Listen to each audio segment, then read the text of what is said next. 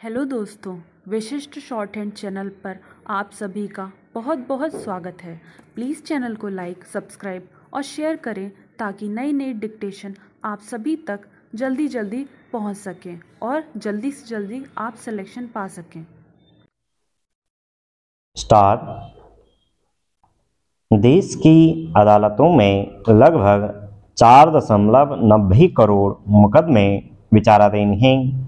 वहीं निरंतर बड़ी संख्या में नए मुकदमे भी दर्ज होते जा रहे हैं।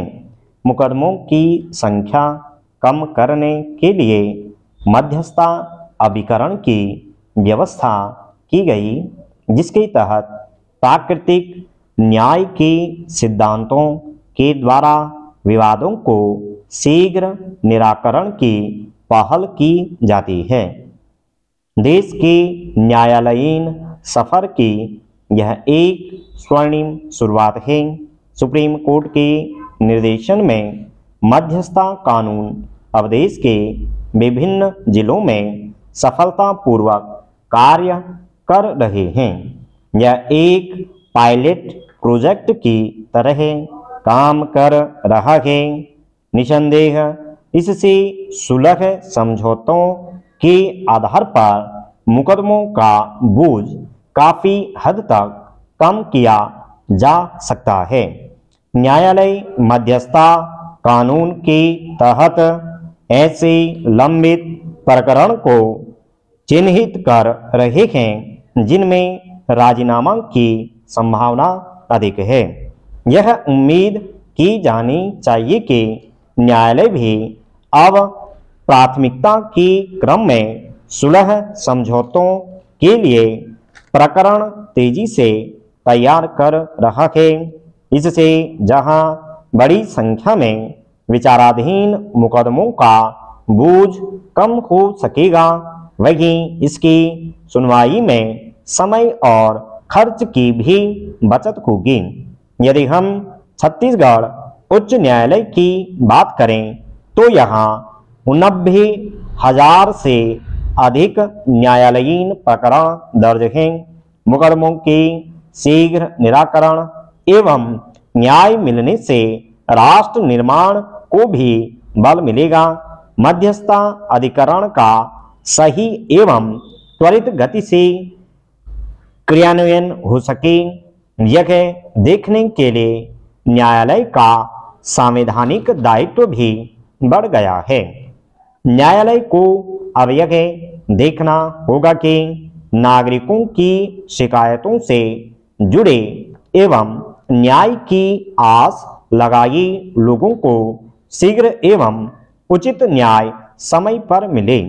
बदलती एवं तेज दौड़ती दुनिया में न्यायपालिका को भी साथ साथ चलना होगा। ई कोर्ट परियोजना के तहत 2023-24 के बजट में 7,000 करोड़ रुपये के आवंटन से यह उम्मीद की जा सकती है कि इस बजट से न्यायिक संसाधनों एवं उसकी दक्षता कौशल में वृद्धि होगी। कोर्ट अब अपने वीडियो कॉन्फ्रेंसिंग इंफ्रास्ट्रक्चर को भी अपडेट कर सकेगा। आज प्रकरणों की सुनवाई हाइब्रिड मोड पर विशेष तकनीक से हो रही है, जिसके तहत देश के किसी भी कोने से वादियों को अदालती कार्यवाही में शामिल किया जा रहा है। न्यायालयों में पारिवारिक विवाद, विवाह विच्छेद, मोटर दुर्घटना, किराएदारी विवाद, निषेधाज्ञा, सिविल रिकवरी, व्यावसायिक विवादों की लंबित फाइल खुलकर ऐसे प्रकरणों को तो सुलह से ही निराकृत किया जा सकता है। हमारी न्याय व्यवस्था काफी क्षमतावान है। कोविड के जोखिम के समय भी अदालतें बंद नहीं हुई। इधर केंद्रीय विधि एवं न्याय मंत्री किरण रिजिजू ने यह कहा है कि तारीख पर तारीख देकर मुकदमों को लंबित रखना उचित नहीं। अब न्याय प्रक्रियाओं को सहज सुलभ करने की दिशा में ऐतिहासिक कार्य शुरू हो रहे हैं।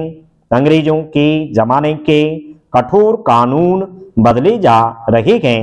इस प्रक्रिया के तहत 1486 पुराने औपनिवेशिक कानूनों को अस्तित्वहीन कर दिया गया है।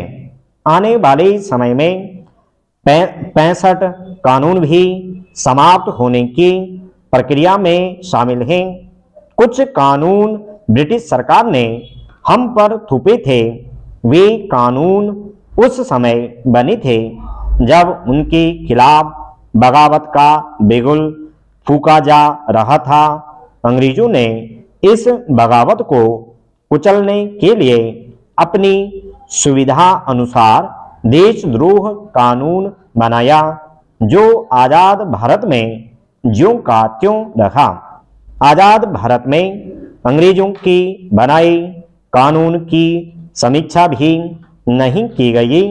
ब्रिटिश सरकार ने अपने कानून के आधार पर स्वतंत्रता आंदोलन के शीर्ष स्वतंत्रता संग्राम सेनानियों पर काफी अत्याचार किया। अब शीर्ष अदालत ने भी भारतीय दंड संहिता की धारा 124A राजद्रोह को घातक कानून बताया है। अब वक्त आ गया है कि ब्रिटिश काल के प्रचलित कानून समाप्त किए जाएं। अंग्रेजी काल के कई कानूनों की संवैधानिक वैधता पर भी सवाल उठ रहे हैं।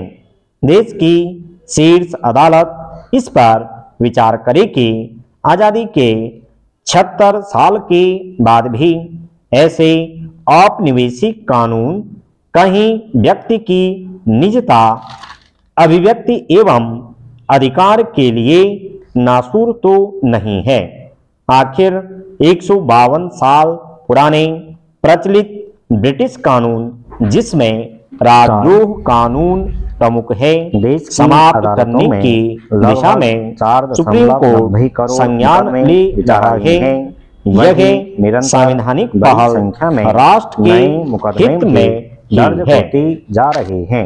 मुकदमों की संख्या कम करने के लिए मध्यस्थता अभिकरण की व्यवस्था की गई, जिसके तहत प्राकृतिक न्याय के सिद्धांतों के द्वारा विवादों को शीघ्र निराकरण की पहल की जाती है। देश के न्यायालयीन सफर के यह एक स्वर्णिम शुरुआत है। सुप्रीम कोर्ट के निर्देशन में मध्यस्थता कानून इस देश के विभिन्न जिलों में सफलतापूर्वक कार्य कर रहे हैं। यह एक पायलट प्रोजेक्ट की तरह काम कर रहा है। निसंदेह इससे सुलह समझौतों के आधार पर मुकदमों का बोझ काफी हद तक कम किया जा सकता है। न्यायालय मध्यस्थता कानून के तहत ऐसे लंबित प्रकरण को चिन्हित कर रहे हैं जिनमें राजीनामा की संभावना अधिक है। यह उम्मीद की जानी चाहिए कि न्यायालय भी अब प्राथमिकता के क्रम में सुलह समझौतों के लिए प्रकरण तेजी से तैयार कर रहा है। इससे जहां बड़ी संख्या में विचाराधीन मुकदमों का बोझ कम हो सकेगा, वहीं इसकी सुनवाई में समय और खर्च की भी बचत होगी। यदि हम छत्तीसगढ़ उच्च न्यायालय की बात करें तो यहाँ 90,000 से अधिक न्यायालयीन प्रकरण दर्ज हैं। मुकदमों के शीघ्र निराकरण एवं न्याय मिलने से राष्ट्र निर्माण को भी बल मिलेगा। मध्यस्थता अधिकरण का सही एवं त्वरित गति से क्रियान्वयन हो सके, यह देखने के लिए न्यायालय का संवैधानिक दायित्व भी बढ़ गया है। न्यायालय को अब यह देखना होगा कि नागरिकों की शिकायतों से जुड़े एवं न्याय की आस लगाए लोगों को शीघ्र एवं उचित न्याय समय पर मिले। बदलती एवं तेज दौड़ती दुनिया में न्यायपालिका को भी साथ साथ चलना होगा। ई कोड परियोजना के तहत 2023-24 के बजट में 7,000 करोड़ रुपये के आवंटन से यह उम्मीद की जा सकती है कि इस बजट से न्यायिक संसाधनों एवं उसकी दक्षता कौशल में वृद्धि होगी। कोर्ट अब अपने वीडियो कॉन्फ्रेंसिंग इंफ्रास्ट्रक्चर को भी अपडेट कर सकेगा। आज प्रकरणों की सुनवाई हाइब्रिड मोड पर विशेष तकनीक से हो रही है, जिसके तहत देश के किसी भी कोने से वादियों को अदालती कार्रवाई में शामिल किया जा रहा है। न्यायालयों में पारिवारिक विवाद, विवाह विच्छेद, मोटर दुर्घटना, किराएदारी विवाद, निषेधाज्ञा, सिविल रिकवरी, व्यावसायिक विवादों की लंबित फाइल खोलकर ऐसे प्रकरणों को तो सुलह से ही निराकृत किया जा सकता है। हमारी न्याय व्यवस्था काफी क्षमतावान है। कोविड के जोखिम के समय भी अदालतें बंद नहीं हुई। इधर केंद्रीय विधि एवं न्याय मंत्री किरण रिजिजू ने यह कहा है कि तारीख पर तारीख देकर मुकदमों को लंबित रखना उचित नहीं। अब न्याय प्रक्रियाओं को सहज सुलभ करने की दिशा में ऐतिहासिक कार्य शुरू हो रहे हैं। अंग्रेजों के जमाने के कठोर कानून बदले जा रहे हैं।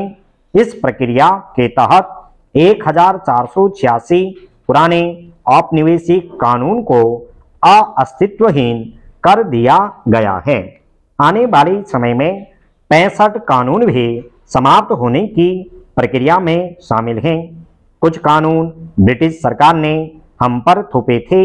वे कानून उस समय बने थे जब उनके खिलाफ बगावत का बिगुल फूटा जा रहा था।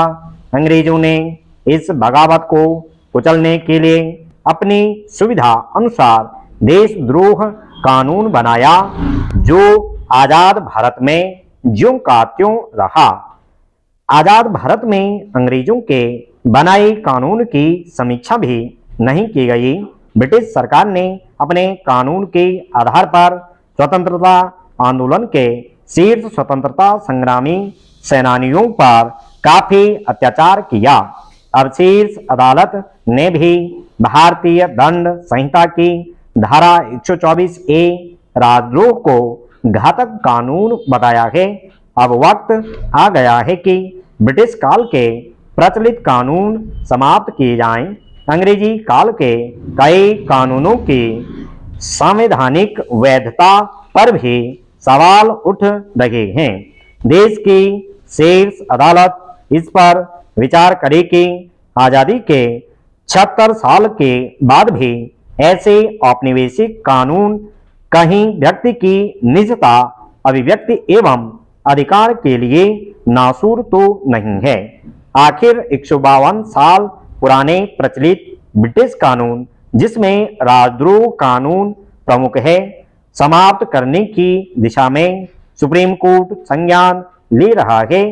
यह संवैधानिक पहल राष्ट्र के हित में ही है।